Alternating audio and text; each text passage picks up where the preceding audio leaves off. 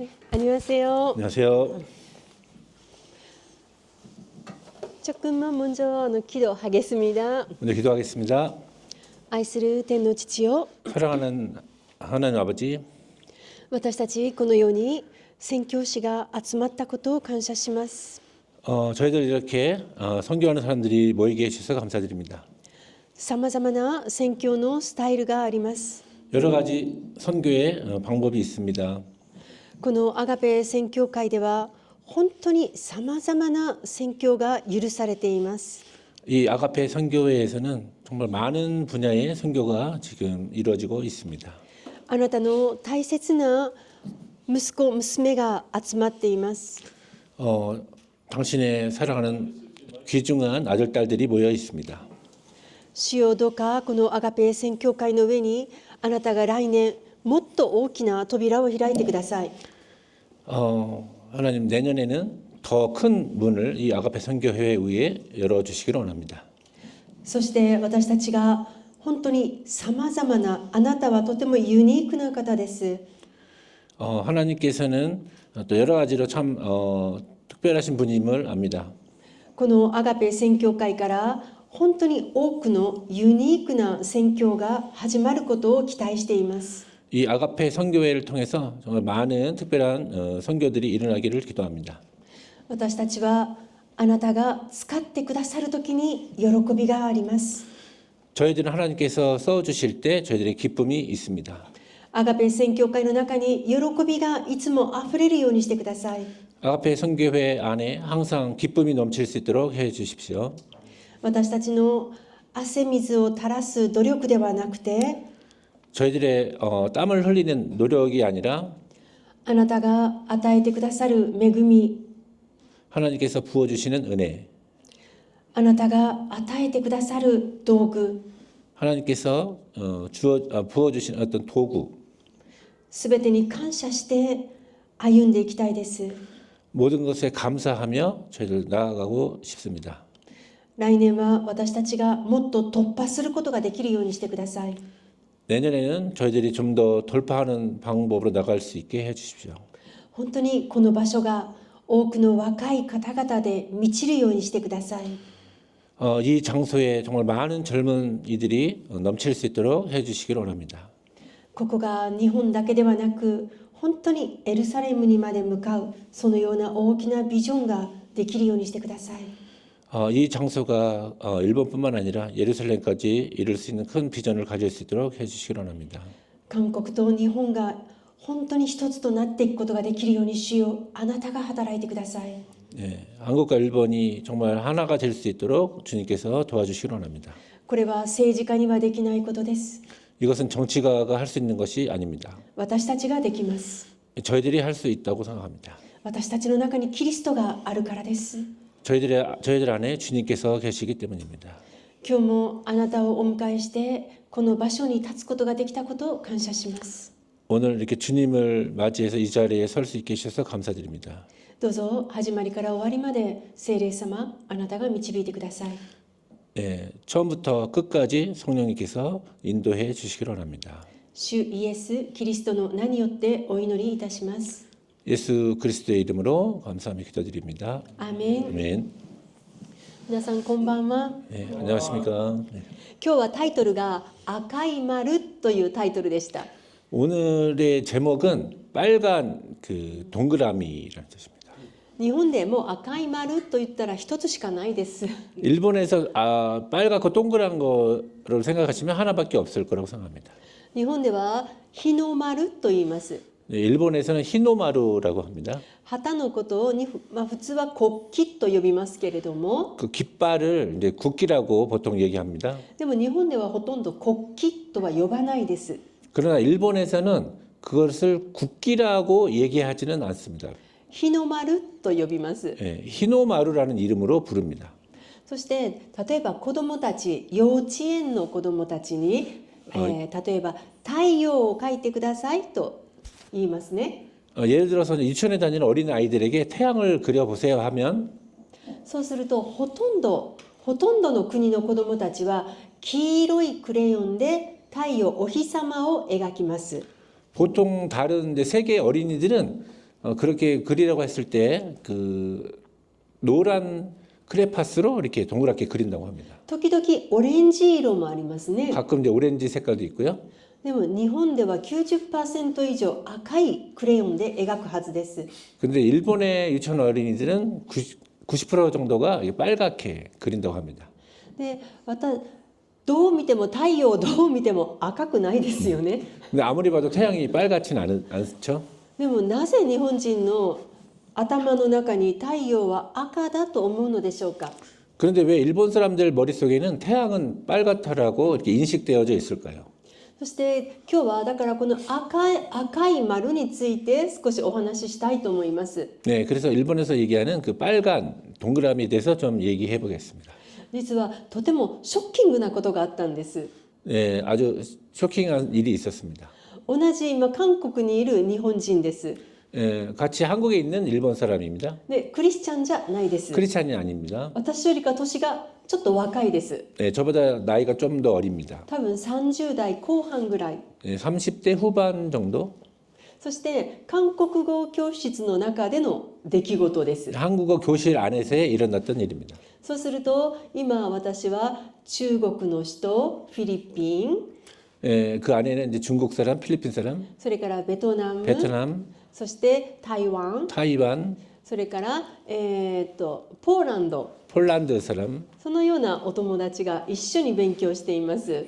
그런 국적의 친구들이 같이 공부하고 있습니다. そして先生があなたたちの国の国旗について説明してくださいと言ったんです。 그때 이제 선생님이 이제 당신들의 나라의 국기에 대해서 설명해 보세요라고 했습니다. そして私たちは、日本人が何人かいたのですが、 네, 근데 그때 일본인들이 몇 명이 있었는데요. そしたらその、30代後半ぐらいの女性が 네, 그때 그 30대 후반 정도의 여성이 私たちの国旗はとてもシンプルですと紹介しました。 우리들의 국기는 아주 심플합니다라고 얘기했습니다. 多分世界で一番シンプルだと私もそう思います。 아마 세계에서 가장 단순할 거라고 제가 생각합니다. で、そこまでは良かった。 그것까지는 좋았습니다. で、次にこう言ったんです。 그리고 나서 이렇게 말했습니다. 白い紙に 하얀 종이에 丸い太陽を描いたものですと言ったんです。 그 하얀 종이에 빨간 태양을 그린 겁니다. 이렇게 얘기했습니다. びっくりしました。 그런데 정말 놀랐습니다. で、私その日本人の女の子の方に振り向いて冗談だよねと言いました。 그래서 저는 너무 놀라서 그 여자를 쳐다보면서 농담이죠? 라고 얘기했습니다. そしたら彼女がマミさんが冗談言ってるんでしょと言いましたね。 그랬더니 마미상이 농담하고 있는 거 아닌가요? 이렇게 얘기했습니다. だから私もう韓国語教室だけど日本語でこのように言いました。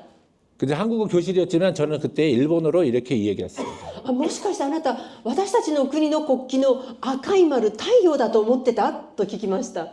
혹시 당신은 이 아까이 이 마루 그러니까 일본의 그 국기 안에 있는 빨간 것이 태양이라고 생각했냐고 이렇게 물어봤습니다. そしたらその子が太陽でしょと言うんですね。 그랬더니 태양 아니냐고 이렇게 얘기했습니다. 私が何言ってるの뭐라는 거야라고 했습니다. もう思わず国籍日本ですかと聞きました。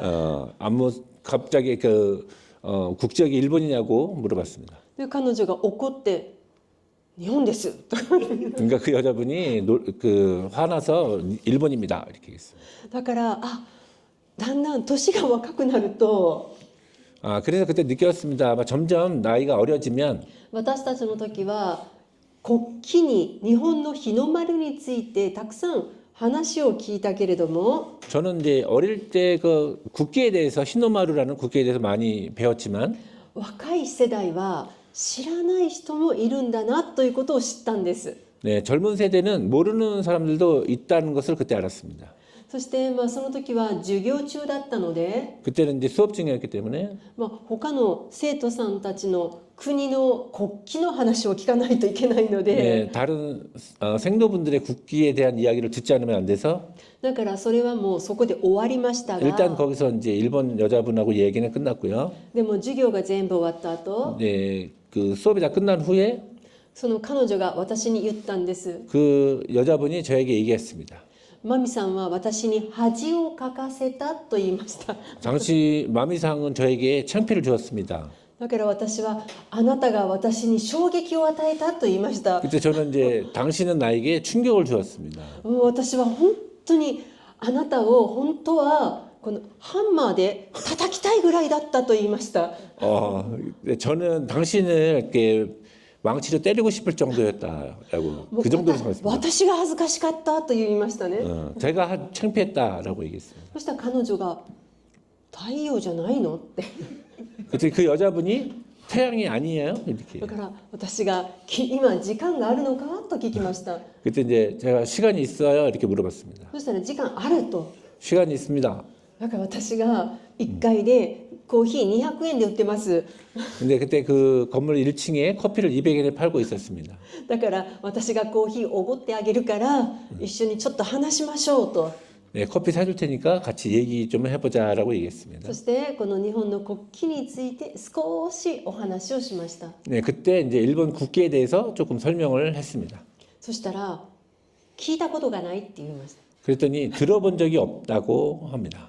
だから私新しい日本人だ、新しい世代の新しい人種が日本人と思わないですね。新しい人種ができたと思いました。本当に。 그때 저는 일본에 새로운 인종이 생겼다고 생각을 했습니다. そしてこの日の丸というのは 예, 그래서 그 히노마루라는 것은 これは1870年に日本の国旗として正式に認定されました。 예, 1870년에 일본 국기로서 처음 이제 인정이 되었습니다.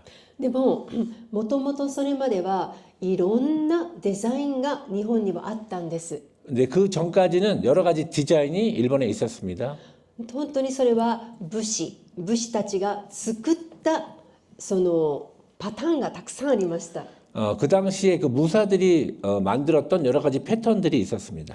でも日本でとても大切な日本の歴史を勉強するときにどうしても覚えておかないといけない戦争が一つあります。 근데 이제 일본에서 그 일본 역사를 공부할 때 꼭 여러분들 기억해야 될 전쟁이 하나가 있습니다. それは1185年に行われた源平合戦という戦争があります。 네, 그 전쟁이 뭐냐면 1185년에 일어난 그 원평합전이라는 그런 전쟁입니다. これは日本を一つにする、言ったら北朝鮮とこの南韓国をこう一つにするそのような戦争と同じです。 예, 이거는 한국으로 따지면 이제 우리 남한과 북한이 이제 하나가 되기 위한 어떤 전쟁을 치르는 그런 전쟁이었습니다. ですから日本で2つのグループが戦争しました。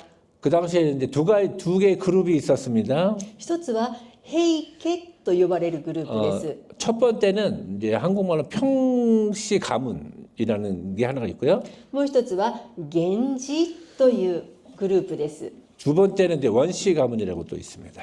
そしたらこの平家の方は自分たちの印の旗が 근데 그 평시 가문의 그 깃발에는 真っ赤なこの旗に金色の丸でした。 그러니까 빨간 그 천에 가운데 이제 금 색깔의 동그라미 원형이 있었습니다. ですから本当に赤い旗でした。 그리고 깃발 전체는 다 빨겠죠. そしてもう一つのグループの源氏は 그 또 하나의 그룹인 원시 가문은 真っ白い布に赤い丸でした。 그 하얀 천에 가운데가 빨간 동그라미가 하나 있었습니다.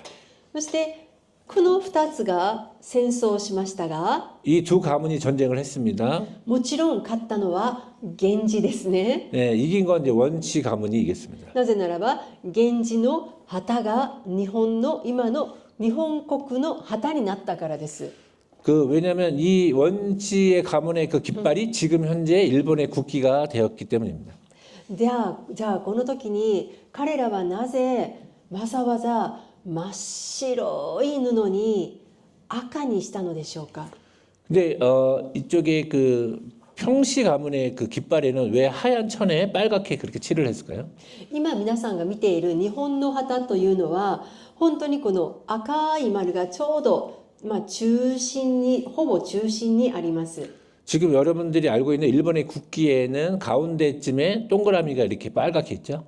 でこれはちょうどこの1870年にこれが日本の国の旗ですよと決められた時に 이건 이제 1870년에 국기로 이제 이 깃발을 정했을 때 その時にいわゆるこのイギリスとかフランスなど 그 당시에는 이제 영국과 프랑스 등이 そのような国がこの旗のデザインを売ってくださいとお願いしたんです。 그 당시 그 두 나라가 일본에게 그 깃발의 디자인을 팔아달라고 했습니다. でもその時日本の政府はちょうどこの1870年というのはもう日本のこの政府ができてまだ間もなくてお金がない時だったんですね。 그 당시 1870년은 일본에 이제 새로운 정부가 생기고 얼마 되지 않아서 재정적으로 되게 부족할 때였습니다. だから本当はお金は必要でしたけれども 이제 실제로는 돈이 필요했지만 でも自分の国の旗を売るということは国を売るということですね。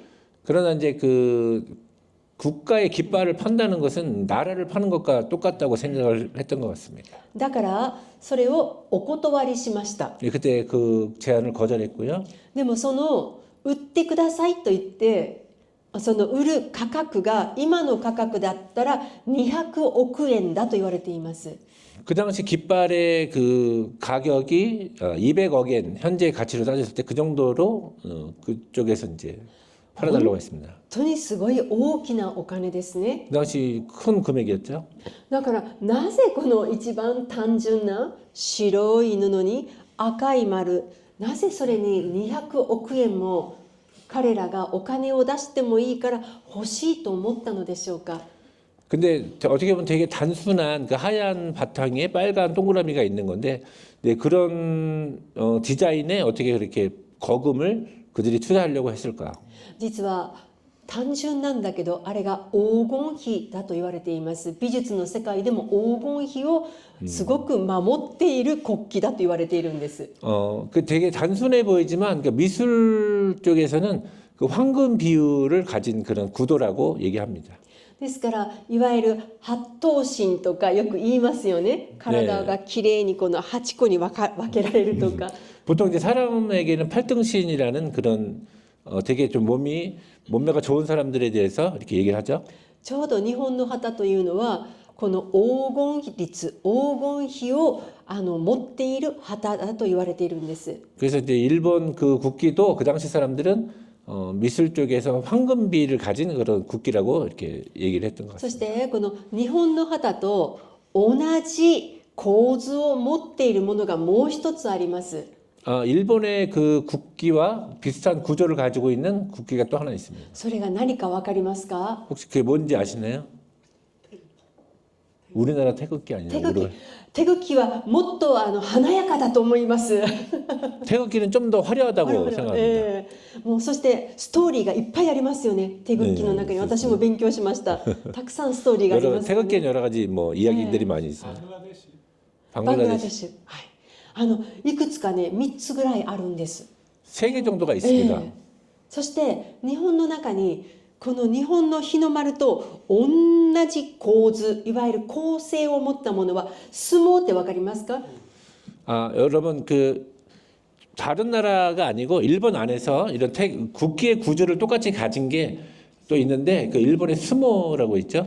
相撲は四角い長方形の中に 그 스모를 할 때 이제 그 모래판 같은 거 보면 사각형이 있고요. その中 정사각형. に丸い土俵というものがあります。 그다음에 그 사각형 안에 동그란 그 이제 우리 도효라고 하는데요.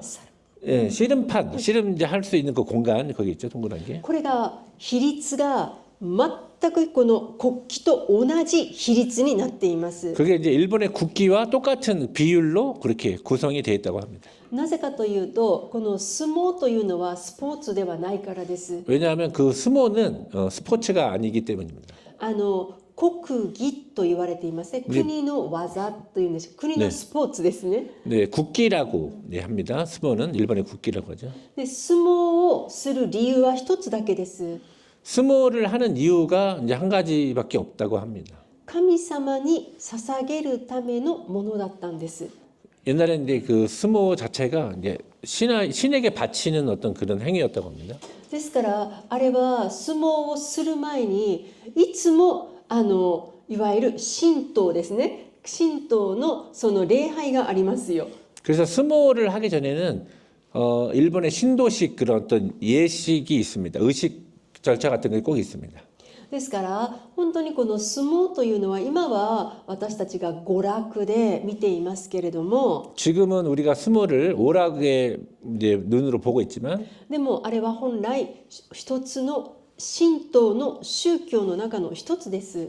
네, 옛날에는 그게 어떤 신도의 하나의 의식 같은 거였다고 합니다. ではなぜそのような日の丸の中にどのような意味があるのかというのを今日は皆さんにお伝えしたいと思います。 네, 그래서 일본 국기인 히노마루라는 그 깃발 안에 어떤 의미가 있는지 좀 알려드리고 싶습니다.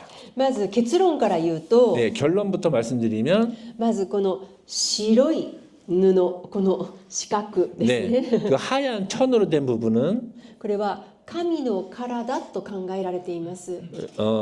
그 신의 몸이라고 생각한답니다. そして無限の宇宙空間を表しているのが真っ白です。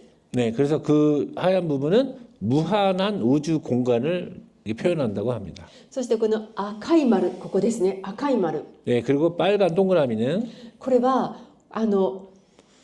赤ちゃんを意味しています。 그 아까짱, 아기를 의미한다고 합니다. そして日本では赤ちゃんのことを赤い子って書くんです。赤ちゃんと。 네, 그 일본에서는 그 아기를 이제 한자로 쓰면 적자, 붉을적 아들자 써서 그 빨간 아기 이런 식으로 표현한다고 합니다. だから赤ちゃんを見て赤いと呼ぶ民族も多分日本ぐらいだと言われているんです。 네, 아기를 보고 그다음에 빨간 어떤 아기라고 이렇게 표현하는 건 일본밖에 없을 거라고 생각합니다. でもこれも生まれたばかりの赤ちゃんにだけ使います。生まれたばかり。 이건 근데 태어나자마자 그 상태의 아기일 때만 표현한다고 합니다. それがもう2歳とかになったらもう全然使わないですね。 네, 그거 두세 살이 되면 그때는 사용하지 않는다고 합니다. この赤ちゃんというのはとても神聖なものでした。 네, 갓 태어난 아기는 되게 신성한 それは 존재였습니다. 命そのものだったんですね。 그 생명 그 자체였다고 합니다. じゃあこの赤ちゃんっていうのはじゃあ人間のことを表しているのでしょうか。 그러면 이 아까짱이라고 하는 아기는 그 인간을 나타내는 것일까요? 実はこの赤い丸は赤ちゃんの色を表している。 네, 이 히노마루에서 빨간 부분은 그 아기의 그 어떤 빨간 색깔을 의미합니다. 新しく生まれた命のイメージ、命の色が赤だったんです。 그러니까 새로 태어난 생명의 어떤 그 색깔이 빨간 거라고 이렇게 표현한답니다. なぜならば日本が一番初め 왜냐하면 네, 일본이 처음 만들어질 때 어떤 그런 本当に韓国でもですね単軍 네, 神話ですががありますよね。 한국에도 단군 신화가 있듯이 日本にもあるんです。 일본에도 있습니다. で日本は本当に聖書と同じです。 일본의 그 창조 신화 같은 걸 보면은 성서하고 비슷한 것이 있습니다. ですから本当にこれがちょっとこうイスラエルからのこの北イスラエルの流れがあるとよく言われる理由がここにもあります。 그래서 일본에서는 지금 뭐 일본의 역사를 그러니까 유대 쪽이나 이스라엘 쪽에 어떤 그쪽하고 연관이 있다고도 이렇게 많이 생각을 한답니다. はい、皆さんが例えば多分漢字をご存知だと思うのですが、天国の天という字わかりますか？天国の天。 한자 중에 하늘 천자를 아시죠? そしたらそれは天と読みますよね。 예, 천이라고 합니다. 他に読み方があるのですがご存知ですか？ 그 하늘 천자에 다른 그 이름이 있는 건 아시는지? 時々聖歌、日本語の聖歌の中にちょっと古い歌を歌うときにたくさん出てきます。 일본의 그 옛날 성가집 같은 데 보면은 옛날 노래를 부를 때 그런 다른 이름들이 많이 나옵니다. それが雨と天のことを時々雨と言いませんか？ 그러니까 하늘천이라는 그 텐을 아메라고도 보통 부른답니다. 例えば雨土と言ったら天と地という意味ですね。雨土とかね、 그래서 일본어로 아메쯔찌라고 하면은 그게 이제 천지, 하늘과 땅 이렇게 표현한답니다. だから私は小学校の時教会で聖歌を歌う時雨と言ったら雨ピだと思ってましたか？ 네, 제가 어릴 때 교회에서 성가를 부를 때 아메라고 불렀을 때는 비라고 생각을 했습니다. で少し大きくなってあれは天国の天を意味していたということを後になってから知りました。 그때 이제 그 아메라는 뜻이 천국의 천자라는 걸 그때 좀 알게 됐습니다. そして日本語の難しいところはさらに読み方があります。 네, 그 일본어의 좀 더 어려운 점이기도 한데요. 또 하나의 그 부르는 이름이 있습니다. 一つは天、雨、三つ目がアマ。 네, 그 탱, 아메, 아마 이제 세 번째죠. 아마라고 부릅니다. だから難しいんです日本語が。 네, 그래서 일본어가 좀 그래서 어렵습니다. じゃあ前に先月教えた時に日本語の言葉にはあいうえおとか全部に意味があると言いましたね。 네, 지난번 강의 때 말씀드렸지만 일본어 그 글자 하나하나에는 각각의 뜻이 있다고 こ 말씀드렸습니다. れを大和言葉と言いますね。 그거를 이제 일본에서는 야마토 단어, 야마토 말이라고 합니다. そしたらあというのは 아라고 하는 것은 これは本当に広大な広い時空間を意味しています。 그 아주 광대한 시공간을 의미합니다. 目は 매는 このままです。この見えるものすべてというものです。 눈에 보이는 것 모든 것을 다 이제 의미한다고 합니다. ですから雨と呼ぶときに 그래서 아메라고 우리가 불렀을 때 私たちがこの五感で感じるすべての被造物を表します。 그래서 우리가 오감으로 느낄 수 있는 모든 피조물을 뜻한다고 합니다. だからそれを天と呼んだんですね。 그래서 그거를 하늘 천자라고 읽었습니다. だからそれは私たちが目で見ることのできるこの空間のすべてという意味ですね。 예, 그것은 우리가 눈으로 볼 수 있는 모든 그런 공간 이런 것들을 다 얘기합니다. でもこのアーマという時はちょっと違います。 근데 아까 마지막에 아마라는 이제 표현이 있었죠? 그건 좀 다릅니다. アーマというのは四角く区切った中という意味があります。 이 아마는 사각으로 딱 이렇게 어떤 구획을 정하고 그 안에를 뜻한답니다. 聖書の中に 성서 안에요. 神様がこの宇宙に対してお話をされる時に 예, 하나님께서 우주에 대해서 말씀하실 때 最後の時には 마지막에는 この宇宙が巻物布がくるくるくるくる巻き上がるように終わると言われましたよね。 예, 마지막 때는 우주가 이렇게 둘도 말리듯이 이제 없어질 것이라고 얘기했습니다. まさにその概念です。 이제 말 그대로 그런 개념입니다. その中の四角い中の一番真ん中という意味です。 그래서 그 사각형 안에 가장 가운데를 뜻합니다. これは目に見えないものですね。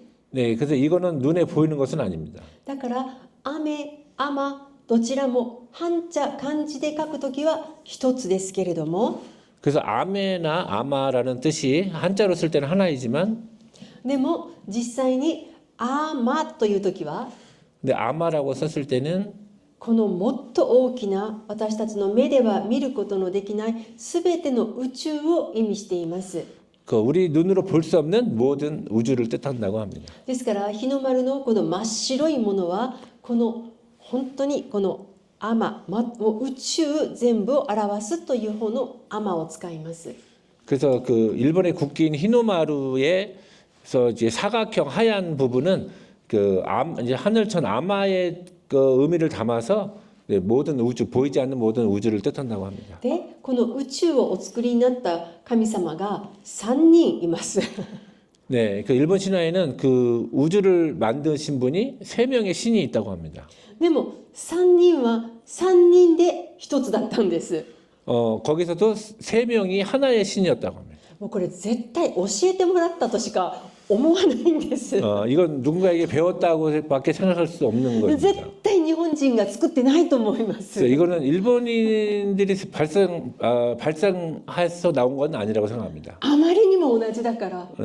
너무나도 똑같기 때문에 なぜならばよく日本語で天皇が死ぬ時に 이제 일본어로 천황이 죽을 때 普通は死ぬと言うけれども 보통은 죽다라고 얘기하지만 でも天皇が死ぬ時はお隠れになったと言います。隠れるですね。 네, 그 천황이 죽을 때는 숨었다라고 얘기합니다. 죽다가 아니라. 不思議ですよね。死んだのに。 네, 死んだのに。 죽었는데 왜 그랬을까? 되게 이상하네요. でもそれはこの日本に一番初めに3人の神様がいてそれは3人で一つでした。 네, 일본에도 그 최초의 그 신이 있었는데 세 명이 하나인 그런 신이 そし 있었습니다. てこの3人の神様はこの2つこの例えばこの私ともう一人いたらみんながこうカンサニムの中にこのように隠れたんです。あとの2人の神様が。わかりますか？ 그러니까 일본에는 이제 세 명의 신이 있다고 하면 어떤 한 명의 신에게 나머지 두 명의 신이 이렇게 숨었다고 이렇게 표현합니다.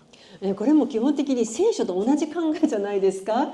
主なる神の中にキリストがいて聖霊が宿っておられてキリストがいるところに聖霊も共におられ父なる神もおられるというもう三位一体と本当に同じ発想なんですね。 네, 이거는 이제 하나님께서 이제 성령님 또 예수님이 같이 동시에 나타나시기도 하는 그런 삼위일체 그런 사상과 비슷한 부분이라고 생각합니다. だから消えてなくなったんじゃなくて隠れて入っているという感覚ですね。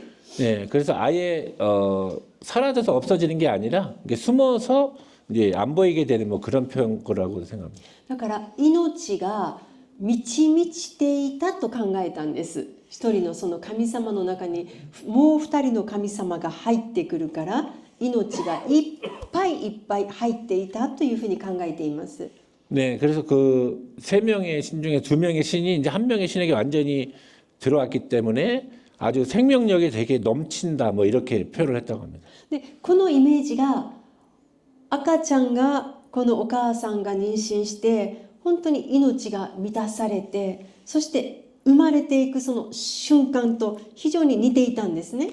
그래서 이런 부분이 이제 그 엄마가 아기를 임신해서 이제 생명력이 충만했다가 이제 아기를 출산하는 그런 과정하고 비슷했다고 생각을 했다고 합니다. ですから赤ちゃんを表しているわけではないのですが 네, 그래서 그 꼭 아기를 뜻하는 건 아니지만 神の命を表しているんです。 그것은 하나님 그 신의 생명력을 의미하는 거였다고 합니다. ですからこの日の丸と赤というのは 그래서 그 일본의 국기인 히노마루의 그 빨간색은 この神様が全部の宇宙の中にあって全ての命を守っているという意味があるんです。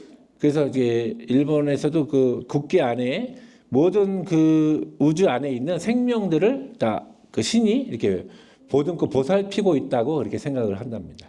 でこのような話をその日本人にもしました。 그래서 이러한 이야기를 그 아까 그 젊은 여자분에게 얘기했습니다. 聞いたことがないと。 들어본 적이 없다고 そ 했습니다. して私が言いました。これは日本人の持っていた多分発想じゃないよ、アイデアじゃないよと言いました。 그래서 그 이런 사상은 원래 일본인들이 갖고 있던 사상은 아니다라고 こ 얘기했습니다. れはもらったものだと思うよと伝えました。 이것은 아마 외부로부터 받은 것이라고 받은 것일 거라고 얘기했습니다. そしてこの北イスラエル、南イスラエルのお話をしてずっと日本まで流れてきた話もしました。 그래서 이제 북이스라엘과 남유다를 통해서 또 이렇게 일본까지 들어온 어떤 그런 이야기도 했습니다. でそしたら彼女が全然理解ができないと言いましたね。 그랬더니 그 여자분이 전혀 이해를 못하겠다고 얘기를 했습니다. でも私は本当にこの日本の中で仏教じゃなくて今神道がとても今リバイバルしています。 근데 일본에선 지금 불교가 아니라 신도가 지금 약간 부흥을 하고 있습니다. 神道というのは絶対にこの目に見えるこの例えば私たちみたいなこう十字架とかそういうのマリア像とかないですね。彼らは目に見えるものを拝みません。 그 신도에서는 그 눈에 보이는 어떤 형상이나 이런 것들을 이렇게 숭배하고 그러지는 않습니다. だからそういうなんか仏像とかないですね。 네, 그래서 신도에는 불상 같은 것들이 없습니다.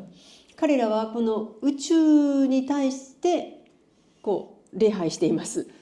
네, 그들은 이제 우주에 대한 어떤 그런 숭배하는 개념을 갖고 있습니다. そして今日本ではこの神道に対して若い人たちが非常に今興味をたくさん示しています。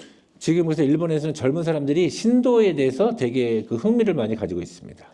で私はこの神道というものとこの本当にこの古代のこのユダヤじゃないけれども古代のそのなんて言うんでしょうかねこの宗教ユダヤ系のこの宗教というのがものすごく似ていると思うんです。 네, 저는 그래서 일본의 그 신도와 그 고대 유대교하고 많이 어떤 닮은 부분이 있다라고 생각을 하고 本 있습니다. 当にこの儀式のやり方がほとんど同じですね。 그 의식을 하는 그 방법 같은 것들이 많이 비슷합니다. だから聖女、死聖女、また手を洗うところ、もう全く構造が全く同じです。 네, 그 신도에 있는 그 사람들이 어떤 이제 의식을 치르기 전에 손을 씻거나 여러 가지 하는 의식의 그 하기 전에 그 순서들이 아까 성서에 나오는 그런 모습들하고 비슷한 게 많다고 합니다. そして建物の大きさまでほぼ同じです。旧約に出てくるあれとほぼ同じですね。 그리고 어떤 그 성전 얘기를 네, 했잖아요. 성전에서요. 성전 건물의 크기랑 또 그런 거 뭐죠? 제사를 드리는 일본의 의식을 치르는 곳과 많이 비슷하다고 합니다. 크기도. ですから皆さんが日本に行かれてこうもしあなたはあなたの宗教なんですかと言って神道だと言ったら 그래서 여러분들 일본에 가서 일본 사람들을 만났을 때 그분들이 당신의 종교가 무엇입니까? 라고 물었을 때 신도라고 한다면 あなたの国の日の丸は本当に聖書の中に出てくる神様とよく似ていますねと聞いてみてください。 만약에 그분 신도를 믿고 있다면 당신이 믿고 있는 그 종교 안에 그 히노마루라는 그 국기가 성경에 나오는 그 하나님과 많이 비슷하다라고 얘기를 해줘도 된다고 합니다. なぜならば彼らはこういった一つの神様の中にもう二人の神様がさらに一緒に入っているっていうことをよく分かっています。 네, 그래서 그 신도를 믿는 사람들은 그 세 명의 신 안에 그 중에 한 명 안에 두 명의 그 신의 생명력이 들어있다는 것을 많이 잘 알고 있습니다. むしろ日本のクリスチャンの方が三位一体よく分かってない人多いんです。 네, 오히려 일본의 그냥 일반 크리스찬들이 삼위일체에 대해서 잘 모르고 있는 경우가 많습니다. 面白いです。クリスチャンの方が理解してないです。 오히려 크리스찬들이 잘 이해하지 못하는 경우가 있습니다. 神道の人たちの方が神の性質をよく理解しています。 네, 신도를 믿는 사람들이 오히려 그 어떤 신의 성질을 잘 알고 있습니다. なぜならば時々日本のクリスチャンこういうことを言います。 왜냐하면 일본의 크리스찬들은 가끔 이런 이야기를 합니다. 天のお父様は天国にいる。 예, 하늘의 하나님은 천국에 계신다. そしてお父さんの横にイエス様がずっと座っている。 그 하나님 옆에 항상 그 예수님이 앉아 계신다. そして今生きている私たちを助けるのは聖霊様だと言っています。 그래서 지금 살아있는 우리들을 도와주시는 분은 성령님이다 이렇게 얘기합니다. もう完全にバラバラになってるんです。 네, 그래서 완전히 이제 삼위일체 하나님이 따로따로 계신다고 이렇게 얘기를 합니다. だから祈る時に聖霊とこういう質問をよく受けたんです。聖霊様って祈った方がいいですか？イエス様って言って祈った方がいいですか？天のお父様って言った方がいいですか？ってそういう質問をよく受けるんです実際に。 그래서 그 크리스찬들한테 그 어떤 질문을 받을 때 어떤 성령님께 기도를 해야 되는지 예수님께 해야 되는지 하나님께 해야 되는지 어떻게 해야 되는지 좀 물어볼 경우가 많이 있다고 합니다. だから3人でお一つの性質同じなんだということを実際理解できないそういうクリスチャンが意外と多いということを私は知っています。 네, 그래서 삼위일체 하나님이 이제 하나의 한 하나님이라는 사실에 대해서 잘 이해하지 못하는 크리스천들이 아직도 많이 있다고 생각합니다. だから祈る時にいつも聖霊様聖霊様って祈るクリスチャン結構いるんです。 그래서 기도할 때 성령님 성령님 하면서 기도하는 분이 되게 많다고 합니다. 別に間違っていないと思います。 뭐 틀렸다고 생각하지는 않습니다. でも私がその聖霊様とイエス様は共にもう同じように今働いておられるよねって、あなたの中に聖霊様だけじゃなくてイエス様もおられるよねって言ったら、でこういうふうになるんですね。 네, 그 이제 우리 안에 성령님이 계시기도 하지만 예수님도 계시는데 대부분은 같이 계신다는 거에 대해서 좀 이해를 못하는 경우가 많이 있습니다. だから全部バラバラバラになっているんですね。 다 따로따로 계시는 걸로 이렇게 생각을 하고 だから 있습니다. 私は正直神道の人たちにキリスト教を伝えたらもっと早くに理解するんじゃないかと思っています。 그래서 저는 신도를 믿는 그 사람들에게 기독교를 전파하면 더 빨리 그 믿지 않을까 그렇게 생각을 합니다. 本当にもっと早く神というもののこの大きな存在を私たちクリスチャンよりかもっと早くに理解できるんですね。 그래서 그 신이라는 존재에 대해서 많이 또 배우고 알고 있기 때문에 좀 더 빨리 이해하고 믿을 수 있다고 생각합니다. ですので皆さんが日本に行ってもしいろんなお話をするときに僕は日の丸のことを知っているよというとそれだけでも本当に信頼関係ができると思います。 네, 여러분들이 그래서 일본에 가서 복음을 전할 때 혹시 이제 나는 일본의 그 국기 히노마루에 대해서 어느 정도 잘 알고 있다라고 얘기를 하면 되게 많은 신뢰를 얻을 거라고 생각합니다. ちょっと少し複雑な話でしたけれども 좀 복잡한 이야기였습니다만 でも少し理解しておいてくださると嬉しいです。 좀 이해하고 계시면 좋을 것 같습니다. では今日これで終わります。 오늘은 그래서 여기까지 하겠습니다. 감사합니다. 감사합니다. 수고하셨습니다. 수고했습니다.